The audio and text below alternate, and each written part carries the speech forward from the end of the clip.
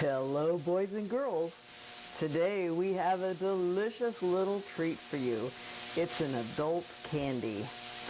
But don't worry, if you're under 18, you can still go ahead and watch this video. Now let me tell you a little bit about this. It's chocolate-covered coffee beans. I love chocolate-covered coffee beans, but they're very hard to find. A few times, very rarely in my life, have I seen them in the store, in a bag, ready to buy.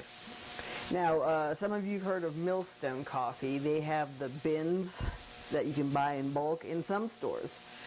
And Millstone makes chocolate-covered coffee beans. So once in a while, by a display, there will be a little rack hanging of the beans. But down here, they don't sell Millstone in bulk. They sell in bulk. They sell another brand, and that brand, whatever it is, I can't remember, don't have the coffee beans. And I saw them somewhere else once, but I don't remember where. So, being desperate for chocolate-covered coffee beans, I'm going to have to make my own. And guess what? This is the first time that I've ever done it. So you're going to be with me on this lost in virginity trip. I said it was adult now. Just calm down. Now, first of all, what you're going to need is some chocolate and some coffee beans. Now, I went ahead, I got Starbucks beans at $8.99 a pound. If Ed knew, he would be furious. Okay, so he does know.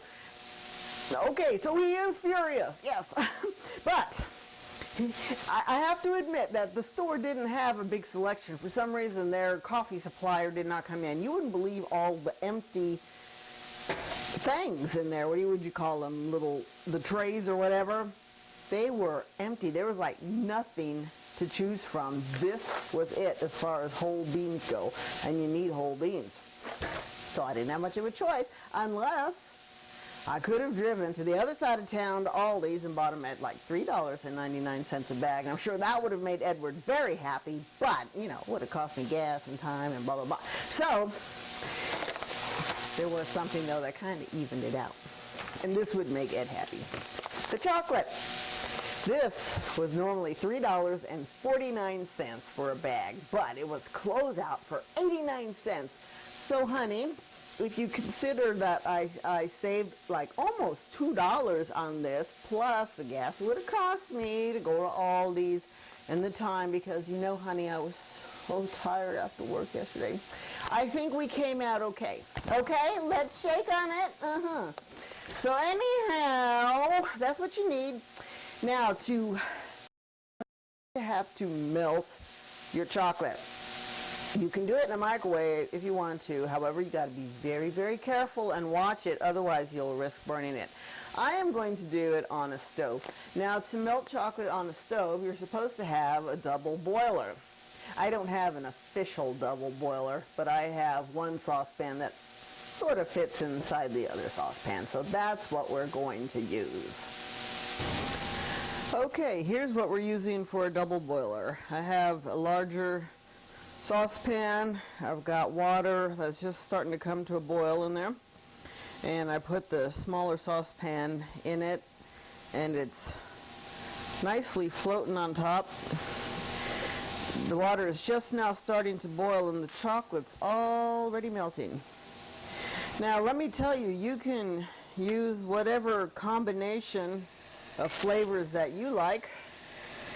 Dark chocolate, milk chocolate, white chocolate, and then of course you can use whatever type of coffee beans you like dark roast or light roast. Experiment with the combinations. Also, you can coat them in cocoa after you're done, if you wish. I may try that. I haven't tried that before. The ones that you buy in the store, I should say, they don't come coated with cocoa, but I was reading about it just to make sure I was going to do it right. And some people do coat them with cocoa. Now look at that. Isn't that coming out nice? So let's go ahead and pour some coffee beans in there.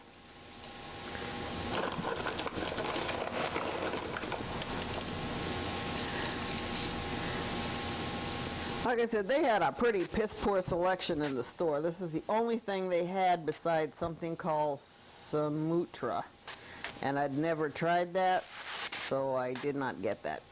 This is dark French roast. So these beans, oh my goodness, these beans, they are so crisp.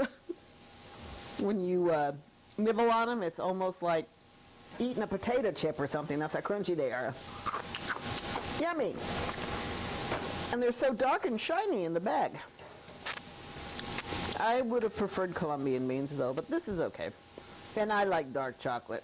Now, one of the secrets here, I suggest that you make sure that you have enough beans per chocolate. I mean, don't have too much chocolate and not enough beans, otherwise you're going to have a mess. Make sure you have enough beans so most of the chocolate's used up. Then put them on your wax paper. Now, I thought I had wax paper. Turns out I didn't. I just discovered that. I do have parchment paper though, so I'm using parchment paper. But if you have wax paper, put them on that and let them cool.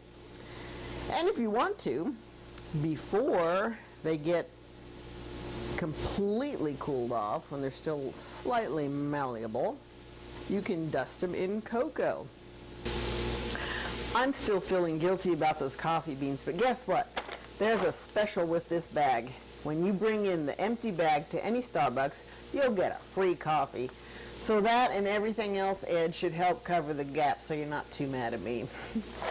See, Ed really did used to get mad at me about buying coffee beans because he always thought I was like buying expensive beans. Yeah, he said, you can't do that, you know, we're in debt. So I actually used to be really careful about it though. Most of the time I buy generic beans. And Aldi's, as you know, has a brand called Donut Shop beans. I think they're $3.99 a pound. That's a pretty good deal. That's what I usually get. If I do buy something else like Dunkin' or 8 o'clock coffee, I do it if it's on sale. And sometimes Winn-Dixie will have it on sale for like $3 off the bag, you know, so that's pretty good. So this was really a fluke. I haven't done something like this in a very long time because Ed doesn't let me, and I still feel the guilt. Now what you'll probably want to do is just go ahead and put your beans in the refrigerator or freezer if you just want coated beans. Now if you want to go ahead and put them in a little cocoa, and I'm going to put a few of them in cocoa, go ahead and do that before they're completely hard.